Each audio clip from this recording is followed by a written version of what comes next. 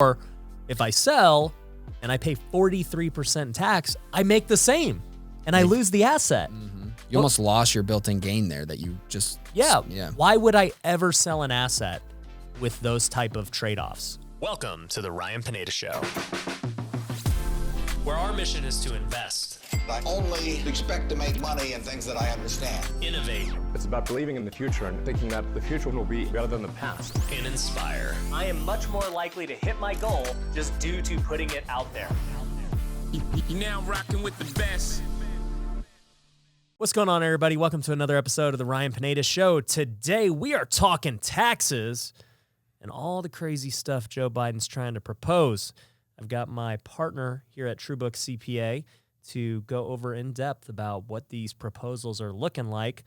Mr. Matt Bontrager, what up, dude? What's up, man? Glad to be back on. Yeah, man. I'm thinking that we should probably start doing more tax segments on the podcast just to kind of talk about different proposals and that type of stuff. But yeah, dude, there's a lot that Biden's talking about doing. So let's go in detail about some of the things. What's the first one? The first one that would be a good topic is the top tax rate for individuals now is going to be, instead of 39.6%. So not something that's going to affect the majority of the population, but still something that has been a big ripple throughout the tax community right now. Right. So that would be for both single or married. It's just when it hits will be different. Yep. Right. So depending on, so right now, so what a lot of people think too, or I think that's misinterpreted, is the federal tax bracket system is in ranks or sort of sections, right? So people think that if you're at the, let's say, 25% tax bracket, that all of your income is subject to 25% tax, which isn't the case. It's a sliding scale. So maybe, 0 to 20,000 of your income is taxed at one rate, and then 20,000 to 50,000 is taxed at another rate. So if somebody were to hit this threshold now of that new 39% rate, that doesn't mean all of their income is subject to 39%, but it is a big jump now for some of these high income earners. Yeah, it's just like anything above like $500,000, something like that. Yeah. So, yeah, when I saw that one, I said, whatever. We're talking less than 3% increase. It's not that big of a deal. Yeah. I saw other people's posts like something like 42.3%. I don't know what that was because I was capital gains. Oh, that's capital gains. Okay, so let's talk about that. What exactly is going on with capital gains? So capital gains, that's been the biggest one. So, and it's, if the changes go through, going to be about double what it is now. But right now, capital gains are 0, 15, and 20%, depending on where your income is or the gain level. So income from $0 to 40,000, you pay 0% in capital gains. Then from 40,000 to 441,000 is 15% capital gains rate, and then 20% on anything above that. But now that's going to be doubled to what they're saying is only taxpayers making more than $1 million, but could be doubled to over 40 now, 40% on capital gains. So now you're seeing a lot of these investors that are holding on to whether it be stocks or real estate or 1031s. We'll get to that. But now we're thinking, man, do I sell? Do I hold and see if this really goes through? So the increase on capital gains has by far been the biggest sort of ripple throughout the tax community right now. Yeah, and that's the one where I look at it and I'm like, this is so dumb. Like, obviously, you guys know I'm like anti-tax. That's why I started a tax company to get you every dollar that you deserve. But this one is really dumb for multiple reasons because, number one, the wealthiest people do own the most assets. That's why they're wealthy, right? So guess what happens when they know that, hey, you know what? All right, this gets passed and I'm getting taxed all this money. I'm just not going to sell, right? That's me as a wealthy person. I would say that. I'm like, hey, I guess I just won't sell because, in 3 years, there might be someone in office that will allow me to sell. Bring it back down. Yeah. And in 3 years, if the market keeps doing what it's doing, it's better to hold anyway. And guess what happens is it's like a self-fulfilling prophecy because if nobody sells, there's no inventory. Just talking about real estate right now, right? We have no inventory, prices go up. And so if I don't sell, then the next 3 years, it just keeps going up. there's still this inventory problem. It becomes less affordable for everybody involved. Inflation happens. And guess what? In 3 years, if Biden's still president, then we're going to have a decision. It's going to be like the public's going to be pissed because there's inflation and that they can't afford anything. And maybe there will be a new president, or he gets reelected, and then you just keep holding again. Keep holding, and then you just repeat the cycle. Yeah, and then you wait, and odds are presidency switches by then to less taxes, and it just is what it is. But I just think the whole thing of the capital gains is really dumb because it's going to cause this ripple that people just aren't going to sell. They're going to sell. And if you think about it, most of the wealthy are holding on to these assets to generate income anyways. So to them, it's like, okay, I'm just going to hold it and generate the same return. I'm getting passive income. What's it matter? I'm going to just keep generating the same returns that I've been getting and just, avoid the capital gain and just keep it. So, well, and I'll tell you too, you can pretty much take debt out against anything these days. So I was looking at that with my crypto. Like my crypto's been exploding. And I'm like, man, do I want to, tap into some of that? What should I do? And there are so many platforms now where I can put my crypto up and get a loan against it. That's a really good topic. Yeah. Yeah.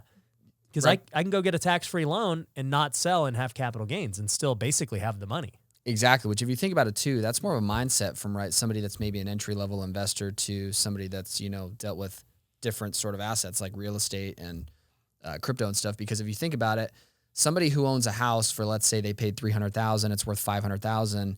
They may think to tap into that money or that equity, they need to go sell the asset and go use that cash somewhere else. When in reality, you could just go pull out like a home equity line of credit, or if it's crypto, maybe take some debt out against that's that. the whole problem with this is because if you have money or need money, and your options are, hey, I can refi, keep the asset, not pay any taxes, and still get the cash I need, or if I sell and I pay 43% in tax, I make the same. And I lose the asset. Mm-hmm. You almost lost your built-in gain there that you just... Yeah. Yeah. Why would I ever sell an asset with those type of trade-offs? And so when you look at the game theory of it, you're like, this is dumb. This is super dumb. Not a good move. So, yeah, Joe's really dumb for that one. But one thing to add to this is with everything we're talking about, that's strictly just long-term capital gains. Because no matter what, for me flipping, I'm paying ordinary income anyway because it's less than a year. So I'm going to pay that 39%. I was just going to say, yep. So you'd go back to that initial individual rate, which is what which doesn't even make sense too because you're making out better keeping it at that rate. I hold it for less than a year, and I pay less tax. Less tax. If I hold it that's the exact opposite of how investing has worked throughout the history of time. If you hold it for longer than a year, you pay less. Pay less tax. Yeah. How did they even come up with that? My thought would be that they would assume that they're just thinking about the asset at that point and not necessarily the earned income, right? Like with flipping, because that's another thing that a lot of people miss is that, right, when you're flipping real estate, it's not long-term capital gain rates, it's short-term. So yeah, that's a good point. Yeah, just everything. As I read your notes and stuff, I'm like, this doesn't make sense. And look, guys, even if you voted for Biden, like it doesn't matter to me. I'm not here to be political or anything. I'm looking at this strictly from the money and the economy perspective.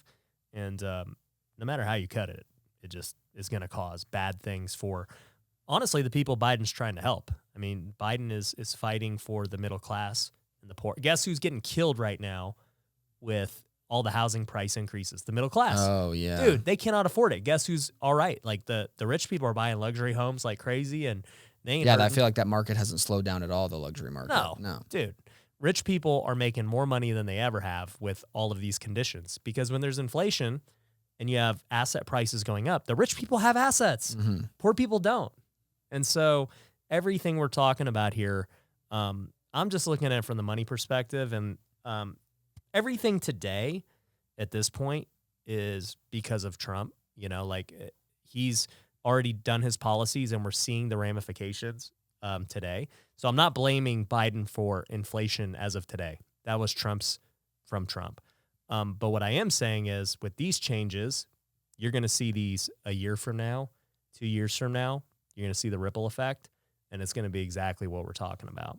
And the hardest part too is especially for the people that got laid off, the stimulus is not helping them at all. One, keep up with these prices, especially home prices now. So it's just, I mean, to get people back on their feet, it's going to be tough. Here's a quick word from our sponsors. Are you thinking about buying a home in Las Vegas? My brokerage, Forever Home Realty, can help. We're seeing a huge influx of people all over the country purchase here. Many are fleeing California and other high-tax states to move here where it's much more affordable and tax-friendly. Whether you're thinking about buying a primary residence or an investment property, Forever Home Realty can help. Go to ryanpineda.com/Vegas to get a free consultation from one of our agents. Once again, that's ryanpineda.com/Vegas. One of the hardest parts about real estate investing is finding a good contractor. That's where Southwestern Custom Construction comes in. They've been doing remodels in Nevada and Arizona since 2006. As a fully licensed and bonded general contractor, they're able to help with any type of renovation, all the way from an entry-level fixer-upper to a custom luxury home. Southwestern Custom Construction specializes in working with investors. I've personally used them on many of my projects, so I know their team is legit. If you want to get a bid on a project, head over to customhomenow.com. Once again, that's customhomenow.com. One of the best ways to get off-market real estate deals is through cold calling. And if you want to reach as many people as fast as possible, then you need Batch Dialer. With their predictive dialing technology and built-in CRM, Batch Dialer is one of the top dialers in the industry. You can switch between single or multi-line dialing, as well as do voicemail drops and call recordings. And for being a listener of The Ryan Pineda Show, you'll get a 7-day free trial. Just go to batchdialer.com/Ryan. Once again, that's batchdialer.com/Ryan. Now, back to the show. Yeah.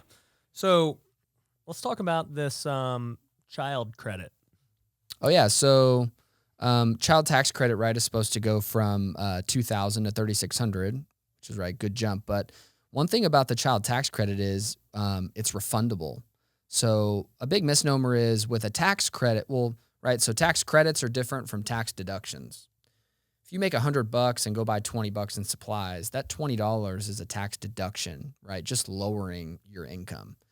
But a tax credit is applied after you're already assessed your tax. So let's say at the end of your tax return, you have a bill for $10 in tax and your credit is $2. That's going to be a dollar for dollar reduction in your tax bill. So now you'd owe $8 in tax.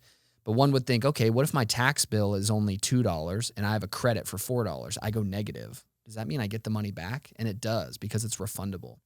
So that credit being refundable is nice, and obviously the increase from $2,000 to $3,600. So that'll help out families for sure. Yeah, I like that one. You know, that one's good. Let's talk about the 1031, since a lot of people watching this are real estate people. So what's going on? That's the big one. So I thought the capital gains was the big one. Oh, yeah, true, yeah. Capital gains, and well, so I'll say, okay, the big one for real estate for sure that I've seen most people talking about, and that is right now with a 1031, you buy a property for $500,000, you hold on to it, 5 years later, it's worth $1 million. You could sell that property and either pay tax on $500,000 of gain, or take that $500,000, roll it into a new property, and pay zero tax. That's the 1031. You get to defer the tax and roll it forward. Some people have done this on gains that are millions of dollars. So you buy a property for, let's say, $1 million, it's worth 10, 20 years later, you just deferred $9 million in gain. But now they're thinking of capping that amount to $500,000. So quick example is, let's say you have like a dentist that bought, a piece of property for $500,000. It's worth 1.2. So they sell it for 1.2. They're sitting on $700,000 of gain. Before, or as of now, these changes would allow him to defer that $700,000 in gain and pay zero tax. But if these changes were to take effect, he would only be able to defer $500,000 of that and have to pay capital gain tax on the $200,000.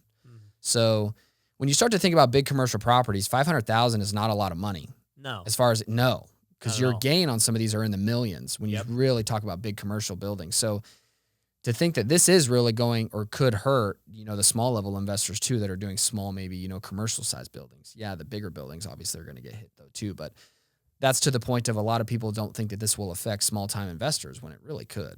Yeah. So, well, and once again, it goes back to it's going to cause an inventory crunch again. Because guess what? These people that would have done a 1031 exchange are now not going to do it. They're just not going to sell. So, it's unfortunate, man, because when you try to manipulate things, it causes ripple effects every time. And I mean, we see that with the stimulus last year. I'm not hating on the stimulus.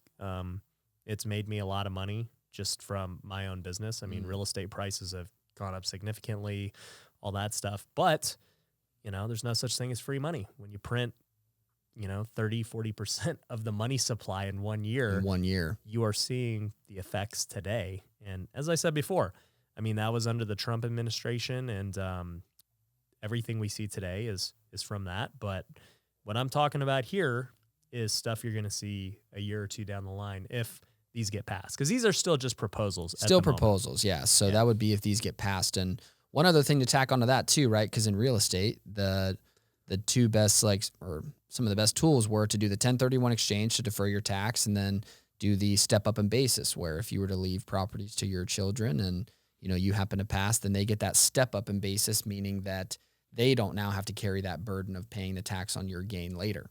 And they're talking about that getting wiped too. So those two changes would be a huge hit to the real estate community for sure. Yeah. So to explain the step up in basis, essentially, if I started doing a bunch of 1031 exchanges, I originally bought it for $1 million, and now my portfolio is worth $20 million. My kids, the day I die, would inherit that, but now their new basis is $20 million. It's not the one that I had. It's not the one. So if they were to go sell it for $21 million, they would only pay gain on $1 million. $1 million instead of $20 million. Versus a day before you die, if you were to sell it, all of that tax would be due unless you 1031 it. So. But I mean, some people listening to this might be saying, well, you should pay those taxes, and that's not fair, whatever. Well, I mean, at the end of the day, the government's been doing this forever. It doesn't matter who's been in office, Democrat or Republican. And the reason is it incentivizes economic growth. Mm-hmm. Okay. When you don't charge a lot of tax on something, people will go and sell, but they'll buy and sell. If I am in the middle of a 1031, I've got to go buy a property. That's great for the economy. I'm going to go, pay title companies, contractors, I'm paying realtors, all these things, and it's stimulating the economy. The moment that you make it not advantageous for me to go buy or sell, people stagnant. Stop. And it's stagnant, and that's not what we want in our economy. So the tax system is made to spend money. They want you to take advantage of these deductions. They want you to take advantage of these things. The moment you start manipulating it in the wrong way, people end up going into preservation mode, and the economy kind of stifles. Yeah, that's the whole reason that they make the tax code the way that it is. It's to incentivize changes and, movement of money in the way that they see will benefit the economy the most. That's why you see for real estate investors, low-income housing credits. Real estate investors that want to tailor to low-income housing, they're going to get, benefits for that. Yeah. For sure. So tell me about this corporate stuff. Oh, yeah. What's going on with that? So the C Corp,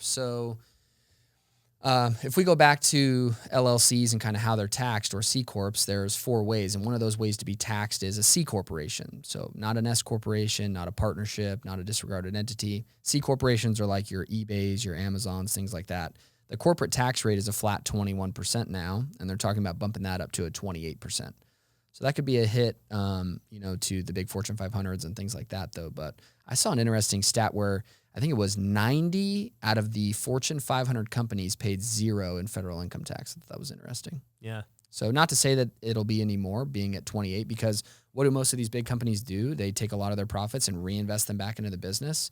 And if it's property and, real estate, then they get depreciation for it. And so it's very easy for these companies to drive losses. Yeah. I mean, what's the deal with that? It's 20% once you distribute it, or how does that work? No. So if a C Corp, like eBay, whatever net income eBay has, they're going to pay 21% on that. But now the change would be to 28%. So it's a flat tax. So, unlike the personal or like individual income tax, there's brackets. So again, if you make X dollars, you're at this rate, X dollars, you're at the next rate. Corporate is just flat. Well, I guess what I was saying was, like, me, if I owned eBay, right? eBay itself is paying 20%, and then eBay pays me, and then I'm still paying. You're paying tax 40%. on you're paying tax on your dividends and things like that. Yep. So that's like the double tax that people are fearful of. But like you said, I mean, to drive a loss in a big business, there's multiple ways you could do it.